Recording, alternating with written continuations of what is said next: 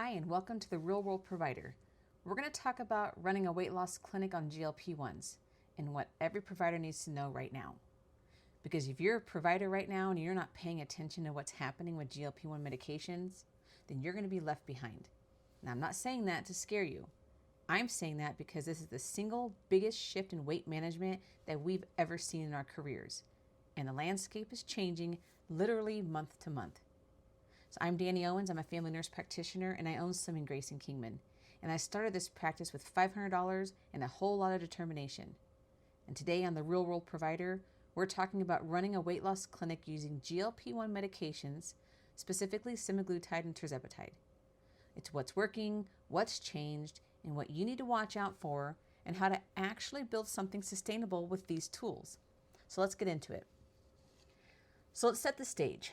As of right now, spring 2026, here's where we are with the GLP-1 receptor agonist for weight management. Semaglutide, you know it as Ozempic for diabetes and Wegovy for weight loss. This is the gold standard that most people think of when we hear weight loss shot. The clinical data is incredible. We're talking about an average weight loss of around 15% of body weight in the landmark STEP trials. Patients are losing 30, 40, and even 50 pounds.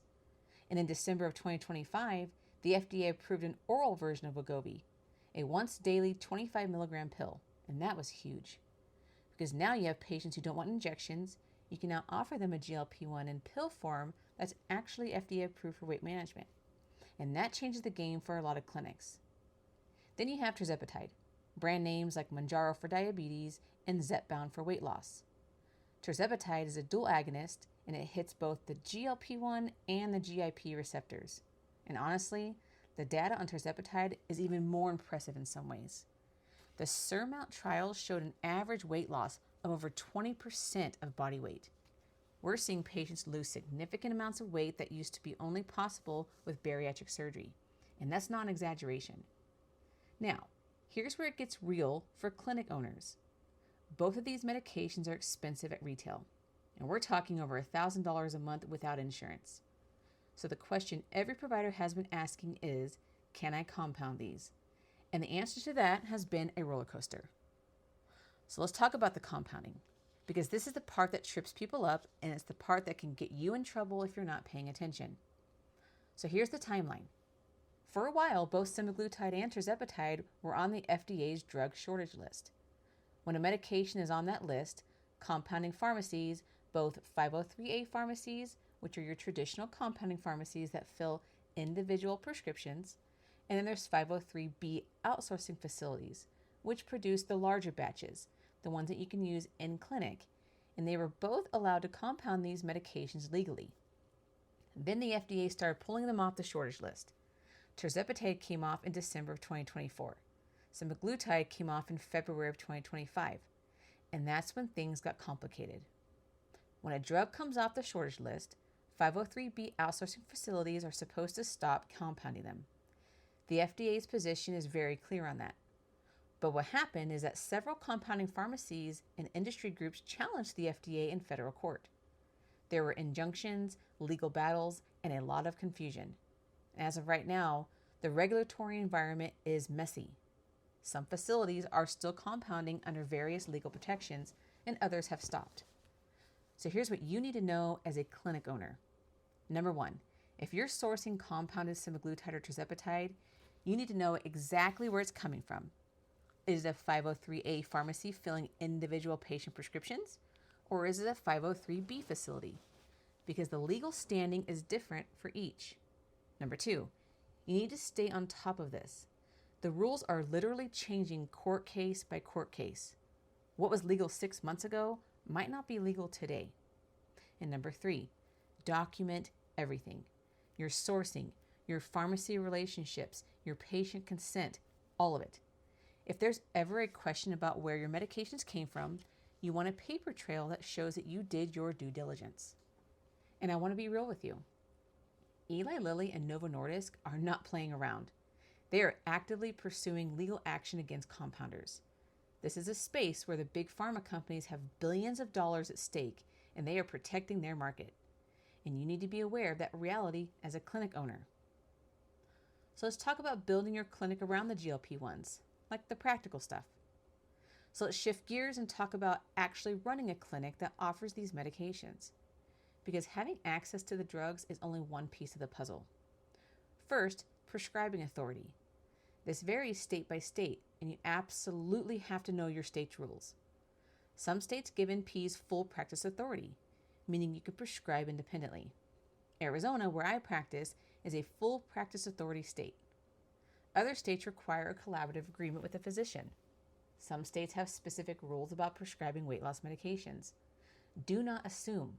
Look it up. Call your board if you have to. And if you're thinking about telehealth services across state lines, you need to be licensed in every state where your patient is physically located at the time of visit, period. Second, your clinical protocols.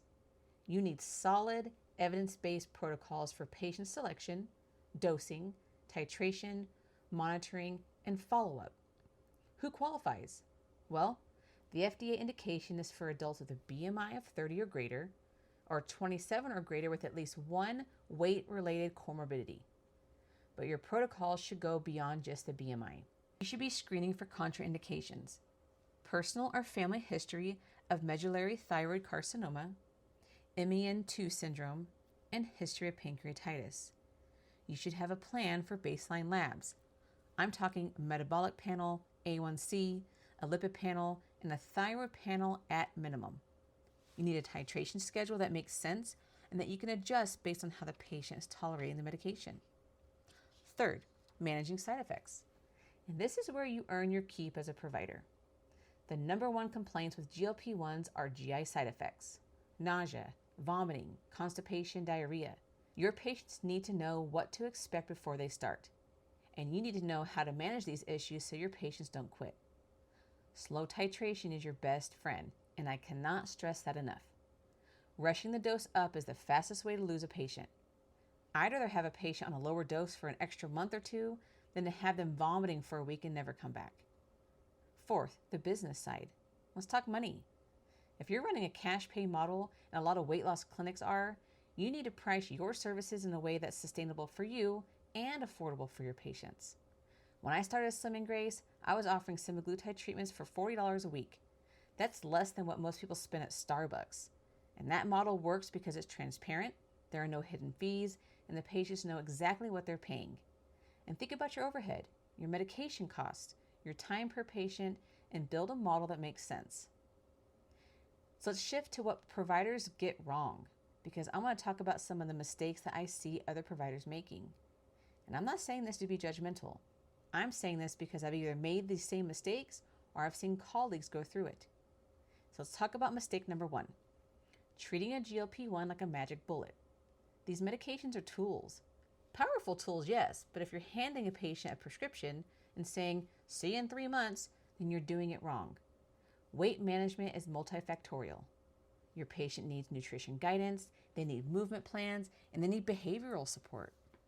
If your clinic is just an injection meal, then your outcomes will suffer and your reputation will follow. Mistake number two: not having a plan for when the medication stops working or when the patient wants to come off.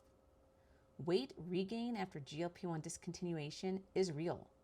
The studies show that patients can regain a significant portion of their weight within a year of stopping. So you need to have an honest conversation with your patients about this from the start. What does long-term maintenance look like? Are they going to be on this medication forever? What lifestyle changes are they making in parallel so if they do come off, they have a foundation to stand on?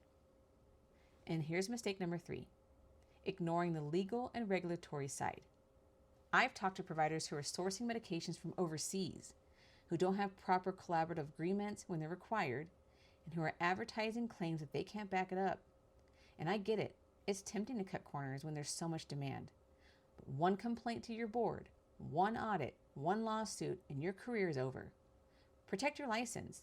It's the only one you got. So where's this all heading? Well, let me wrap it up by talking about where I think this space is going, because I think it's important for providers to be thinking ahead. The oral GLP-1 market is going to explode. Now that we have an FDA-approved oral semaglutide for weight management, more oral options are coming. There are several in the pipeline, and right now, oral tirzepatide is being studied. And this means that the barrier to entry for patients is going to drop significantly. No more needles means no more patients walking through your door. And insurance coverage is expanding too. More payers are starting to cover the GLP-1s for weight loss and not just diabetes. That's partly because of the cardiovascular data. The SELECT trials show that semaglutide reduced major cardiovascular events by 20% in people with obesity. And when insurers see data showing these drugs prevent heart attacks and strokes, the coverage conversation changes. But here's the thing. As the space gets bigger, it's also going to get more competitive and more regulated. The days of being one of the only clinics in town offering GLP-1s are numbered. CVS Minute Clinic is already offering weight loss programs with GLP-1s, and Amazon is on the pharmacy space. Telehealth companies are scaling fast. So what's going to differentiate you? It's not going to be access to the medication. It's going to be the quality of care, the patient experience, and the outcomes you deliver. That's what will keep patients coming to your clinic instead of ordering them from an app. So invest in your clinical knowledge, invest in your patient relationships, and invest in doing this the right way. Because the providers who are building real practices, not just chasing a trend, are the ones who are going to be here 5 years from now. So that's going to wrap up today's episode of The Real World Provider. And I hope that this gave you some clarity on where GLP-1 weight loss clinics stand right now and what you need to be thinking about as a provider. If you got something out of this, share it with a colleague. And if you want to go deeper, if you want real world training on building and growing your practice, check out Slim & Grace Academy. We have courses, resources, and a community of providers who are in the trenches doing this work every single day. So next episode, we're going to dive into peptides, what's legal, what works, and what you need to be careful about. And you don't want to miss that one.